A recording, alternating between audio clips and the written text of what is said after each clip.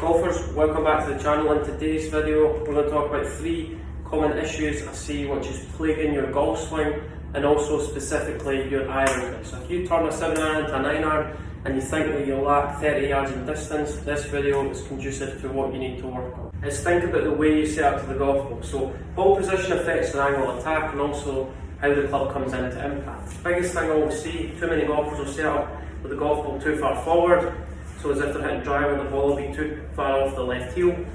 Upper body will be tilted a little bit too far behind the golf ball, left shoulder too high, right shoulder too low.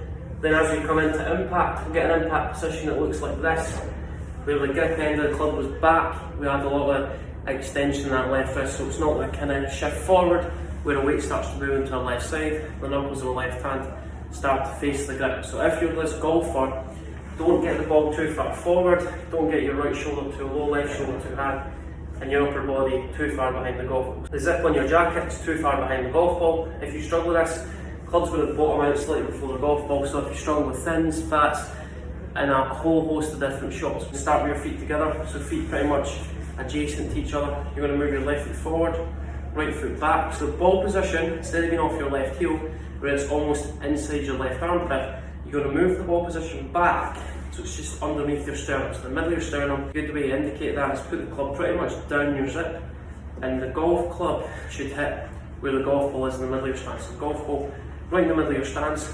Also, what when you do from here, instead of your left shoulder being too high, right shoulder being too low, just try and get your shoulders a little bit more level. So when you can be feeling that your weight sits a little bit more into your left side, so feeling as a left shoulder a little lower, you indicate that, put your right hand on the club, put your left hand up next to your left hip, slide your left hand down to the bottom of your left pocket, then put your left hand on the club. From here, I feel like I'm a little bit more left-sided, my left shoulder is a little bit lower compared to the right shoulder. In reality, my shoulders are level, feeling a little bit more of a lean into your left side, left shoulder is a little bit lower compared to right shoulder.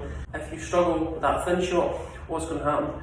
All your weight stays on your right foot, so if you see how flat my right foot is on the ground, there's a big disconnect between both knees, there's a big gap between both knees. All you want to do from here, as you get to the top of the backswing, by the time your hands get to pretty much top of the backswing, so by the time you finish your backswing, you should also feel like your weight starts to move into your left side, so feel like you've got an anchor underneath your left foot. As we get to impact, your left foot should feel really heavy, so all your weight starts to move into your left foot. Really good feeling from it is literally just stand on a golf ball. From here, all you're trying to do is try and get right knee closer to left knee. As your right knee gets close to your left knee, then left knee will push it away, which is going to automatically allow your weight to transfer into your left side. If you take the club to the top of the backswing, then all your weight starts to fall back, your right foot stays planted on the ground, and you can't see the golf ball. So really a couple things, get the ball a little bit more in the middle of your stance, feel like your weight's a little bit more into your left foot, so hands are a little bit more ahead from there. If my hands go back, we create a lot of extension at left wrist. The grip end points towards right hip, so really just push the grip address more towards your left hip. From there, that's going to allow this left wrist to almost feel like it's a little bit more in a bowed position, so that would be extended, that would be flat. If I move it forward, that would be a little bit more in a bowed position, where the knuckles are pointing more down towards the ground. If my right foot stays planted on the ground, my left shoulder goes up too quickly, upper body goes back.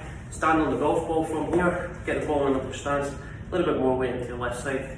Grip end of the club towards your left hip. From here, go to the top of the backswing, knee closer to left knee, chest to the target. That's going to enable your weight to transfer into your left side. Take the club to the top of the backswing, 2 feelings, get right knee close to left knee, belt buckle to face the target, and that's going to allow us to get a little bit more lean in this golf club forward. So grip end of the club goes forward, as opposed to where our weight hangs back, grip end of the club goes back. We have lots of loss. So a little bit more in our stance, left shoulder a little bit lower at address, get right knee closer to left knee, grip end of the club kind of pointing towards your left foot, knee close to the left knee, feel like your right arm stays bent a little bit longer into the downswing, then chest and belt buckle to the target. Chest and belt buckle to the target, it's 100% of your weight is on your left side of impact. If you struggle with your arm play, there's 3 simple tips that's going to help you improve your arm play, making ball turf contact.